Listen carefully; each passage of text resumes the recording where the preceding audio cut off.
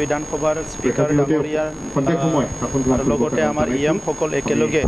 আমি ইয়াত চেৰিকালচাৰৰ এটা সুপাৰিনটেণ্ডেণ্ট অফিচ আজি ওপেনিং কৰা হৈছে আৰু ইয়াৰ পিছত ভেৰগাঁও মহাবিদ্যালয়ত নৱনিৰ্মিত যিটো এডমিনিষ্ট্ৰেটিভ ব্লক সেইটো আজি ওপেনিং কৰা হৈছে আৰু লগতে ভেৰগাঁও কলেজখন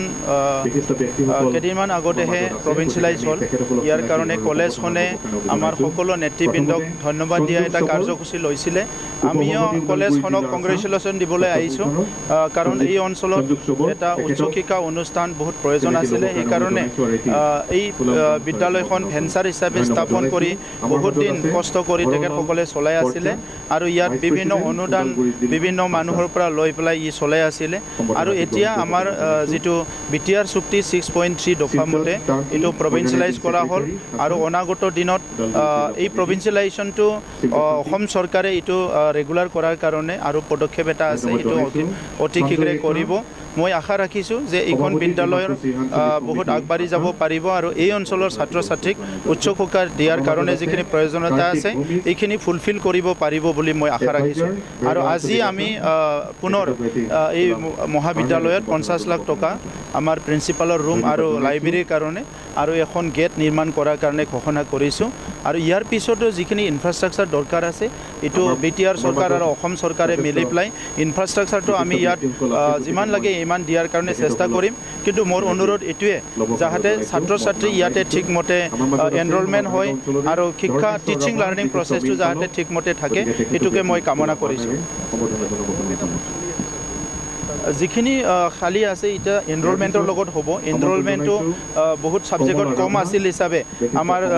2017 যিটো প্ৰভিন্সিয়েলাইজ এক্ট সেইমতে দিয়া হৈছে আৰু যেতিয়া এনৰলমেণ্টটো বাঢ়িব তেখেতসকলে পষ্টবিলাক লাহে লাহে পাই থাকিব আমন্ত্ৰণ জনাইছোঁ আমাৰ এইটো পিছত কম এইটো পলিটিক্সটো পিছত কম ভাত খাই উঠি কম অসম বিধানসভাৰ স্পীকাৰ ডাঙৰীয়া আৰু লগতে আমাৰ ইএম সকল একেলগে আমি ইয়াত চেৰিকালচাৰৰ এটা সুপাৰিনটেণ্ডেণ্ট অফিচ আজি ওপেনিং কৰা হৈছে আৰু ইয়াৰ পিছত ভেৰগাঁও মহাবিদ্যালয়ত নৱনিৰ্মিত যিটো এডমিনিষ্ট্ৰেটিভ ব্লক সেইটো আজি ওপেনিং কৰা হৈছে আৰু লগতে ভেৰগাঁও কলেজখন কেইদিনমান আগতেহে প্ৰভিন্সিয়েলাইজ হ'ল ইয়াৰ কাৰণে কলেজখনে আমাৰ সকলো নেতৃবৃন্দক ধন্যবাদ দিয়া এটা কাৰ্যসূচী লৈছিলে আমিও কলেজখনক কংগ্ৰেচুলেশ্যন দিবলৈ আহিছোঁ কাৰণ এই অঞ্চলত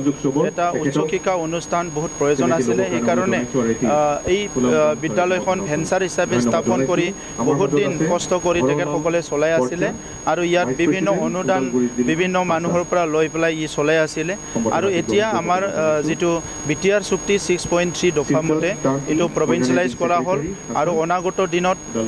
এই প্ৰভিন্সিয়েলাইজেশ্যনটো অসম চৰকাৰে এইটো ৰেগুলাৰ কৰাৰ কাৰণে আৰু পদক্ষেপ এটা আছে এইটো অতি শীঘ্ৰে কৰিব মই আশা ৰাখিছোঁ যে এইখন বিদ্যালয়ৰ